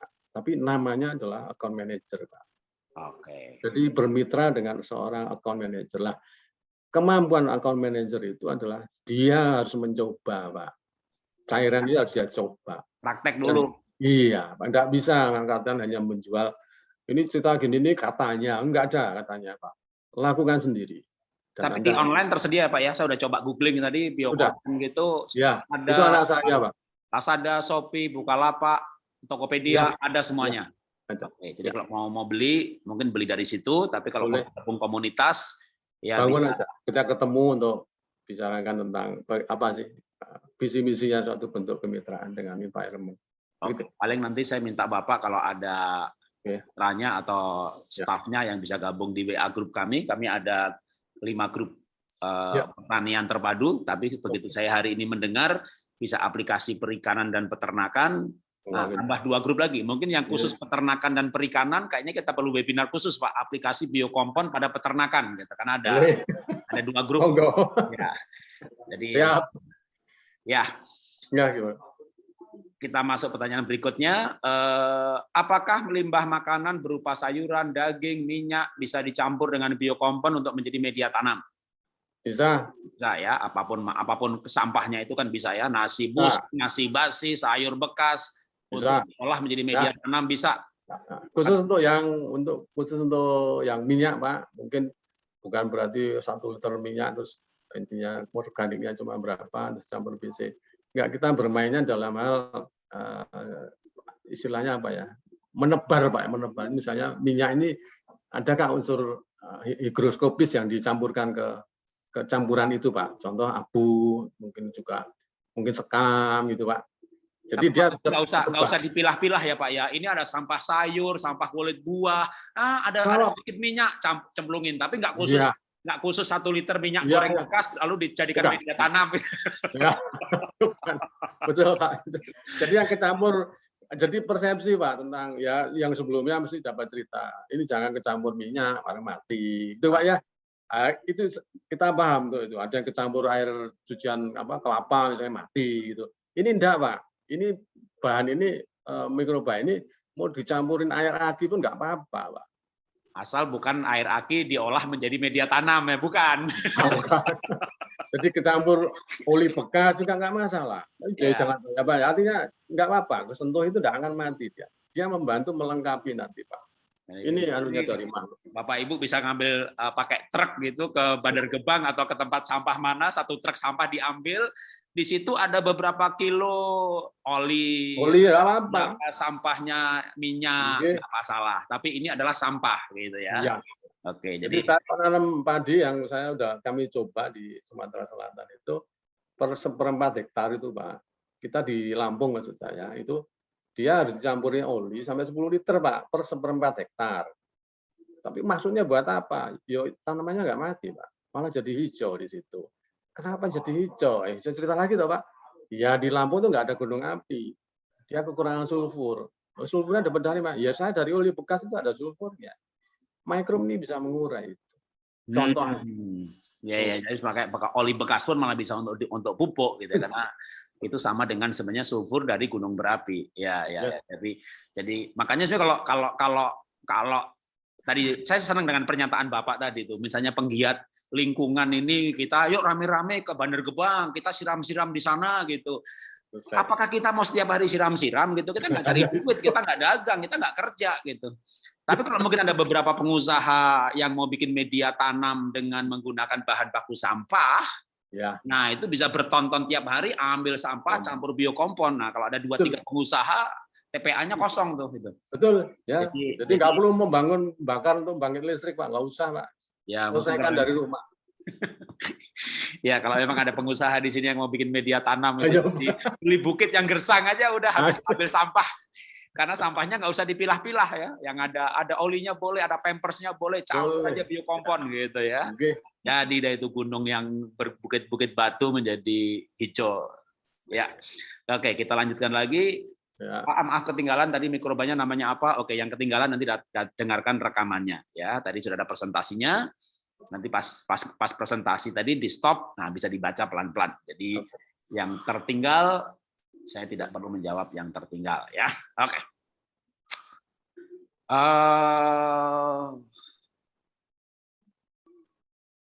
Pertanyaan, oke. Tadi dikatakan perbandingan ikan 1-2.000 liter. Apakah itu pakai? Oke. Nah, ini mengenai aplikasi ya. Misalnya kita punya kolam lele lah, katakanlah 1.000 kubik. Ya. 2 kubik 1 liter biokompon. Padahal kita punyanya 1.000 kubik. Berarti kita butuh 200-an liter. Nah, itu kita mencapai menyiramkan 200 liter ini kalau katakanlah lelenya akan dipanen dalam waktu 3-4 bulan, 3 bulan. Ini kita siram tuang tiap hari berapa liter atau tiap minggu berapa liter, Pak? Ya, Pak, tentang kapasitas mau dicampurkan langsung juga nggak masalah. Campurkan pelan, totalnya sebanyak itu. Kalau semakin istilahnya semakin banyak dalam artian pasukannya itu, ya kan kita menjaga supaya ikan itu probability untuk hidupnya makin tinggi sebetulnya. Nah, terus keberadaan dia dalam cairan itu, walaupun memang ikannya masih kecil itu, sebetulnya tentang kotoran ikan sendiri itu kan sebenarnya membangun asam nitrit ya, menumbuhkan tingginya dengan asam nitrit yang ada. Itu sering juga meracuni si ikan itu sendiri. Nah, kalau memang diberi dari awal, Mas, sebanyak itu bisa, Pak, bisa dilakukan. Nah, caranya memang sebelum ikan masuk itu kita prepare dulu, Pak. Oh, lebih bagus nih kalau mau dari awal lebih bagus ya? Iya. Kalau di tengah-tengah ya silakan aja, karena mesti baunya akan hilang di air tadi. Terus keasaman tadi yang dibangun dari kotoran ikan sendiri, dia akan urai, Pak, itu dengan makhluk itu. Jadi lebih bagus nih di awal. Oke. Bagusnya, pertanyaan Pak. saya, Pak, kalau biokompon ini murni biangnya itu, Bapak tes pH, pH-nya berapa, Pak? pH-nya 67. Hah? 67 aja. Biokompon pH-nya 6-7? Ya. Wow. Netral, Pak. Wow. Karena kalau Pak Jarod mau membuktikan ya bahwa beli biokompon itu, kalau memang isinya masih keruh gitu ya, itu artinya masih lebih baru, Pak. Bapak coba simpan, Pak, sampai setahun 2 tahun aja. Nggak usah dibuka. Ya nggak masalah ya, dia nggak ada expired. Nggak masalah. Tapi di dalamnya kan jadi bening, Pak. Oh, oke. Makin lama dia akan makin bening. Karena makanannya habis. Iya, dan dia akan, tapi pH-nya 6-7 ya, itu baru setahun 2 tahun pH-nya segitu ya. Iya. Wow. Iya, jadi air tadi Pak bilang, bening. Ya, karena kalau pH-nya asam kan ada yang khawatir ikan itu kan ada pH minimalnya. Betul. Ya, formatnya begitu, Pak. Tapi biokompon pH-nya 6-7, dahsyat, mantap. Karena memang kalau saya googling mengenai probiotik, bahkan ada probiotik yang menaikkan pH tanah, menaikkan pH air. Tapi ada probiotik yang dites gitu pH-nya rendah. Ya termasuk ekoenzim juga tuh, yang biangnya ekoenzim pH-nya di bawah 4. Ya. Nah, sehingga harus diencerkan 1:1000. Ya, kalau biokompon cukup 50 kali karena biangnya aja pH-nya 6-7. Oke, jelas ya. Pertanyaan berikutnya, oke, ini berarti sudah enggak ya. Nah, kembali lagi ke pertanyaannya ternyata udah habis, kembali ke komunitas. Kalau saat ini komunitas yang sudah ada, tadi kan Bapak, atau kemitraan yang sudah ada, itu di kota-kota mana aja, Pak? Yang sekarang ada di Surabaya, ada di Jakarta, ada ya. Kemudian ya di Bandung masih ada lah, di Malang, terus Semarang, Denpasar, itu Pak. Di Makassar, di luar Jawa belum jalan, masih sosialisasi di situ. Oh, oke. Nah, pertanyaannya sebentar ini beberapa. Oke, ada pertanyaan yang cukup menggelitik, pertanyaan ilmiah ini, pertanyaan ilmiah mengenai mikroba. Tadi kan Bapak menyebutkan di awal bahwa mikroba ini punya kemampuan mutasi, cukup cerdas, dan kekuatannya karena kalau biokompon ini adalah kekuatan konsorsium mikroba, artinya ada berbagai macam jenis mikroba baik. Ya. Beberapa minuman probiotik kan misalnya ditulis ini mengandung Lactobacillus cereus gitu ya cuma satu macam aja dia. Tapi biokompon ini ada dua macam, song-song biokompon dan song-song probiotik yang adalah konsorsium.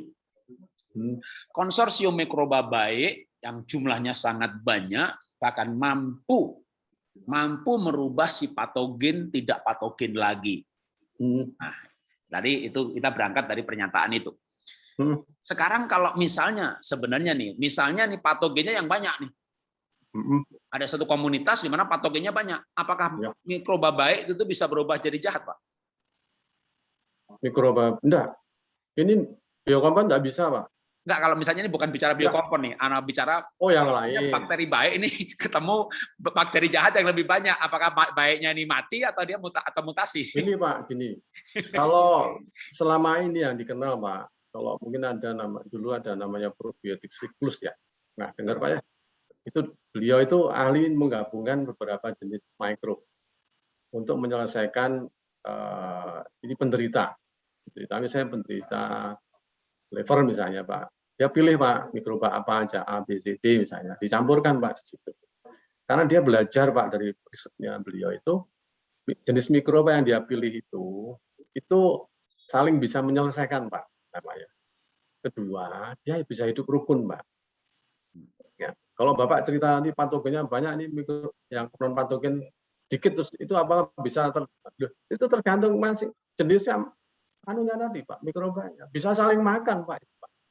Bisa saling makan, bisa saling bunuh, bisa saling menghidupi ya, bisa saling menghidupi. Iya, bisa ya nggak tahu makanya Pak, tapi bisa saling makan. Nah selama ini dipilih kenapa mikrobanya ABCD aja gitu loh untuk siklus ini gitu.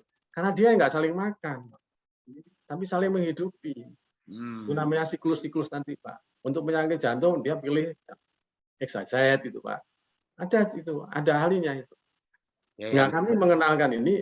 Terus biokompon apa? Saya ya nggak bisa jelasin ilmiahnya secara detail, Pak. Tapi ini multisiklus, Pak. Ya, makanya ada ilmu yang namanya mikrobiologi pangan. Iya. Nah, ini multisiklus ini.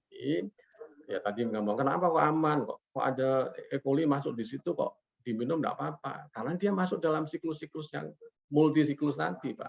Jadi dia tidak akan mengeluarkan toksin.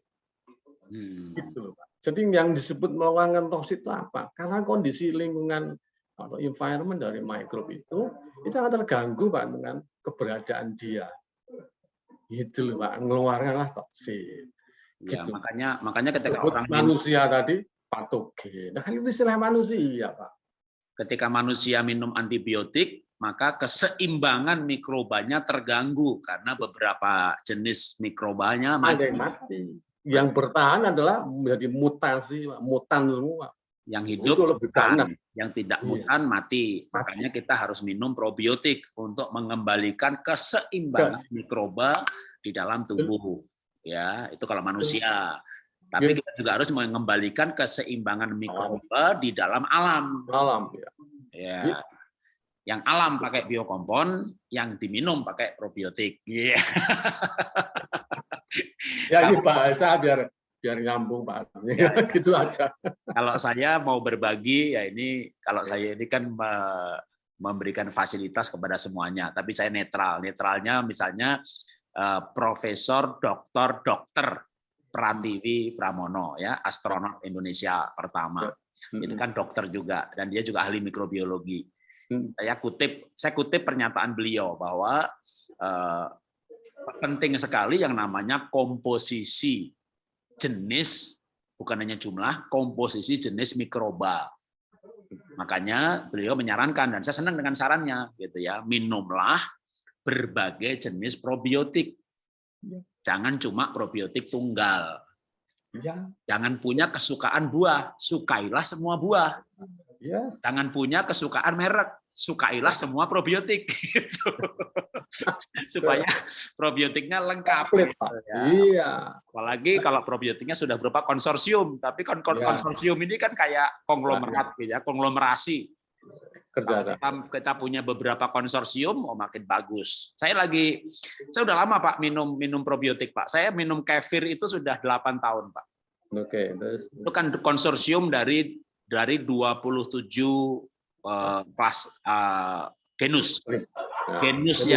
Genus bakteri asam laktat terdiri dari 16 strain. Tapi dia ada 17 genus lainnya lagi gitu ya, sehingga atau ada yang bilang sampai 27 genus gitu ya. Tapi saya juga sekarang mulai minum probiotik yang lain selain kefir, karena saya ketika belajar dari Ibu Pratiwi Pramono ya, itu kalau bisa balik lengkap probiotiknya, dan saya udah buktikan Pak. Saya ini umurnya kan 58. Kemarin saya tes umur biologis saya baru 46, Pak. Karena probiotiknya lengkap, Pak.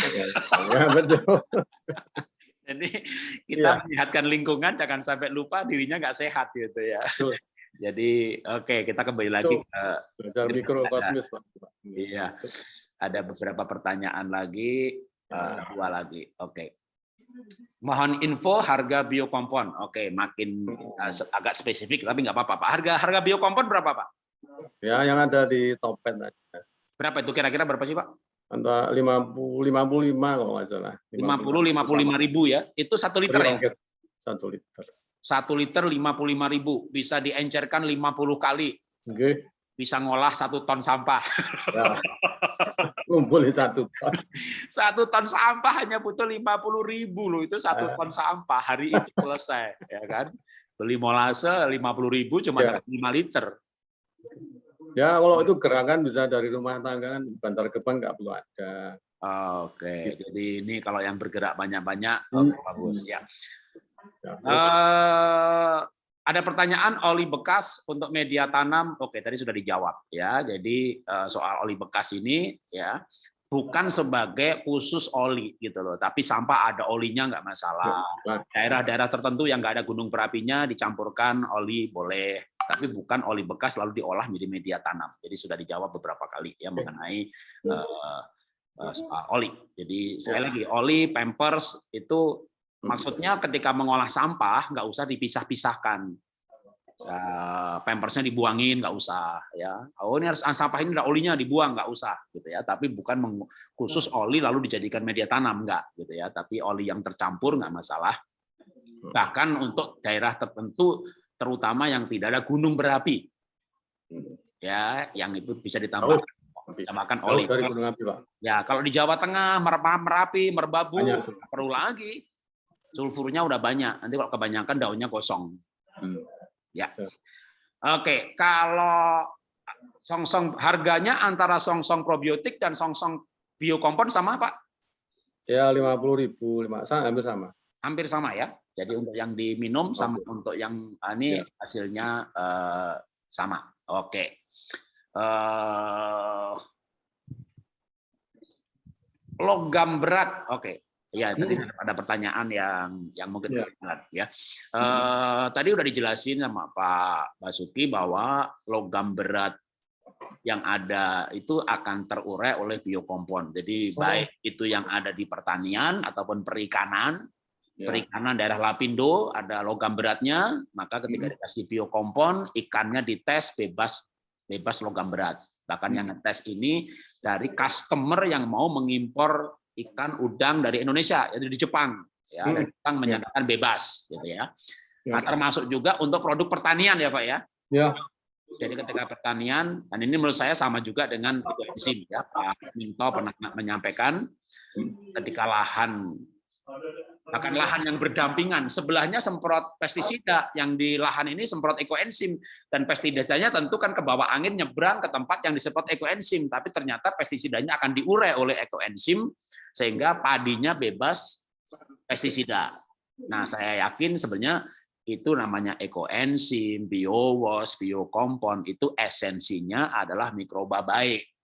Mikroba inilah yang bekerja gitu ya. Nah, tinggal sekarang Bapak Ibu menurut saya sebagai praktisinya, sebagai orang yang di lapangan praktek, sebagai pemilik kebun, pemilik industri, saya ya tidak merekomendasi yang mana. Saya kenalkan aja semuanya, Bapak Ibu coba sendiri supaya nanti saya sudah coba ekoenzim hasilnya begini, saya coba biowas hasilnya begini, saya coba biokompon hasilnya begini, tinggal dikalkulasi secara ekonomis, mana yang paling cepat, mana yang paling efisien, yang lain masih nunggu, yang ini sudah panen, ya diputuskan sendiri. Jadi menurut saya memang probiotik ini luar biasa karena memang dunia ini diciptakan dalam keseimbangan, di mana tidak ada yang tanpa peran, tapi dunia rusak karena keseimbangannya terganggu oleh polusi, oleh kimia.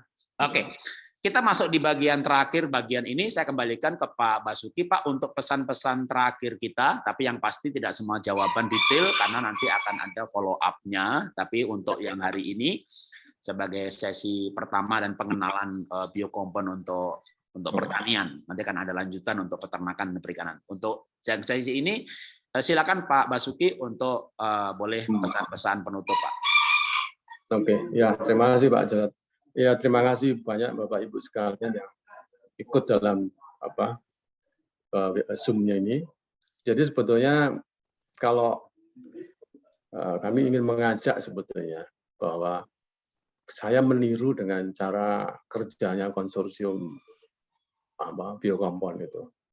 Caranya dia bekerja sama, saling menjaga, melindungi dan seterusnya. Ya. Kenapa makhluk kecil ini bisa berperilaku seperti itu? Kalau kita manusia sebagai ciptaan yang katanya makhluk yang paling mulia gitu, kenapa sih kita nggak bisa meniru dengan cara kerja makhluk kecil ini gitu? Makhluk kecil ini juga ada di dalam tubuh kita semua. Kita adalah tubuh manusia ini adalah mengelola hampir puluhan ribu jenis mikrobakteri. Secara mikro kosmis, tapi secara makro kita adalah bagian dari alam. Secara mikro kita adalah kumpulan dari mikrob. Gitu. Nah, kalau memang menghadapi kerusakan lingkungan yang kita hadapi saat ini, gitu, hanya bisa disolusikan dengan cara kerjasama antara manusia itu sendiri dengan kesadaran dan visi misi yang memang bisa alignment. Tergantung perannya Bapak Ibu semua ada di mana. Nah, di sini memang kami pun terbatas dalam artian hanya sebagai praktisi. Kalau secara ilmiah kami juga sudah mencoba menggandeng institusi pendidikan untuk yang bicara ilmiah. Kenapa sih mereka juga bisa menerima aja, saling terbuka untuk itu. Saya juga cerita apa adanya gitu. Nah, hal-hal seperti inilah yang dibangun dari kelompok-kelompok memang yang bersemangat kesannya untuk menjadi entah itu istilah aktivis lingkungan, penggiat lingkungan, tapi yang benar-benar memang ada aksi yang nyata untuk melakukannya. Itu aja Pak. Terima kasih Pak atas segala atensi, atas pertanyaan yang interaktif ini. Mungkin ini baru sebagian Pak dari apa yang saya sampaikan, hanya belum nanti cerita tentang aplikasi itu sangat luas sekali. Jadi mungkin bisa dibangun sesi-sesi berikutnya tentang diskusi bagaimana mengaplikasikan ini. Kita gabungkan dengan macam-macam tadi ya sangat lebih komplit untuk bisa, dan kami memang biokompon ini adalah seperti juru damai Pak. Jadi saya berada di mana saja gitu kan, dalam artian bahwa kelompok-kelompok mikrob ini itu juga tinggal seperti manusia juga Pak hidupnya. Jadi ada koloni misalnya daerah pertambangan Bangka, Belitung itu pasir timah Pak di sana. Itu jenis mikroba yang dominan itu berbeda Pak dengan tanah yang ada di Jawa. Jadi kalau kita pergi ke sana gitu ya, atau bawa misalnya satu produk jenis mikroba ini tinggal di sana untuk dipakai sebagai media tanam, mereka seperti berkelahi dulu Pak. Benar itu, seperti pasukan manusia ini yang menguasai antar negara dan seterusnya. Nah, kami hadir dengan biokompon itu menjadi juru damai. Akan kita damaikan Pak makhluk yang ada di dalam sana, di wilayah manapun Pak. Ya, di muka bumi ini. Kami hanya sebagai juru damai mikro biokompon ini Pak. Jadi kami nggak akan ada masalah Pak untuk bertani, untuk peternakan. Semua akan jadi damai. Itu adalah harapan kami Pak. Terima kasih Pak. Wow, keren ya. Ini kita belajar mikrobiologi ini kayak belajar perang.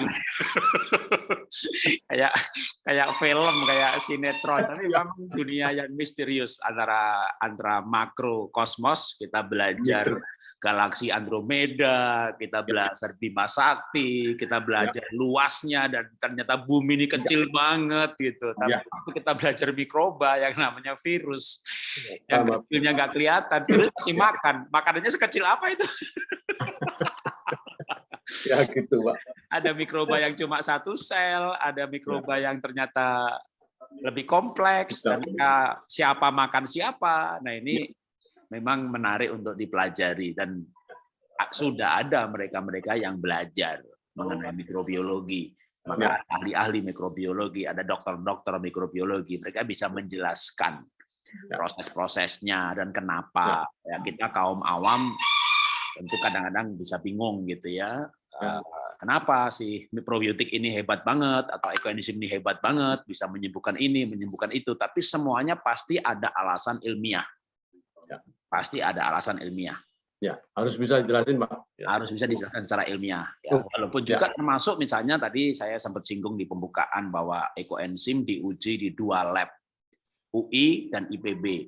Hasilnya koefisien fenolnya di bawah 1, bahkan hanya 0,02. Sedangkan untuk layak sebagai desinfektan harus di atas 3. Maka secara tertulis mereka bikin pernyataan bahwa tidak layak sebagai desinfektan. Tetapi sekali lagi, mendekati dunia mikrobiologi tidak bisa mendekati seperti dunia kimia, di mana disemprot dengan alkohol sekian persen, ya itu mikroba mati semuanya, yang baik sama yang jahat, mati semuanya, malah merusak keseimbangan. Nah, mikroba baik ini yang kita ada dalam biokompon, ada dalam ekoenzim, ada dalam biowos, ini adalah konsorsium mikroba baik. Sehingga ketika disemprotkan membangun keseimbangan mikroba yang ada. Jadi kalau saya walaupun menguji ekoenzim dengan hasil koefisien fenolnya kecil, saya tetap menyemprot rumah halaman saya dengan ekoenzim. Karena sebenarnya ekoenzim kok diuji koefisien fenol. Memangnya ada fenolnya, yang ada fenolnya itu alkohol. Jadi yang harusnya diuji itu seberapa mampu mikroba-mikroba baik ini menghambat patogen atau membunuh. Bahkan kalau tidak membunuh, menghambat, membuatnya tidak bekerja. Nah, itu ada uji-ujinya yang bisa saya dalam diskusi itu, ya udah saya minta dibuktikan bahwa ketika mikroba baik di dalam ekoenzim ini dicampur dengan patogen, patogennya nggak berkembang biak lagi. Jadi, nah itu bisa diuji. Ada skalanya, bukan koefisien fenol, namanya skala spektrum.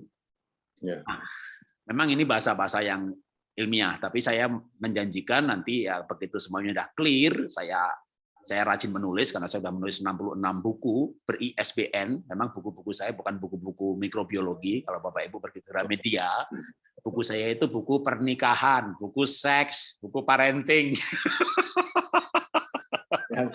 Tapi saya biasa menulis ya. Saya akan menulis nanti dunia mikrobiologi yang ribet dan rumit ini dalam bahasa-bahasa yang lebih sederhana, secara serial. Kalau Bapak Ibu yang ada di anggota grup ekoenzim pasti sudah terbiasa mengikuti tulisan-tulisan saya. Ya, jadi saya akan mencoba mengkomunikasikan mereka yang ada di lab mikrobiologi dengan bahasa-bahasa ilmiahnya untuk menjelaskan kenyataan-kenyataan di lapangan bahwa probiotik ini luar biasa. Baik itu bernama ekoenzim, bernama biowos, dan hari ini kita mengenal satu probiotik lagi namanya Song-Song Biokompon dan Song-Song probiotik ya.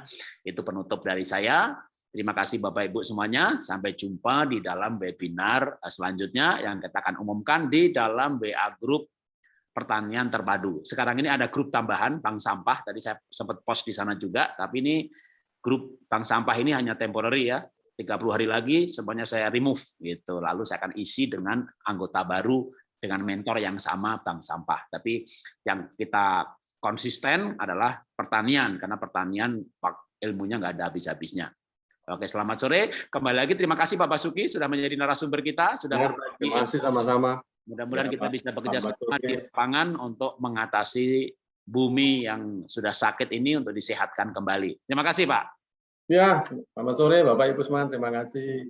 Ya. Terima kasih. Salam sehat. Saya stop.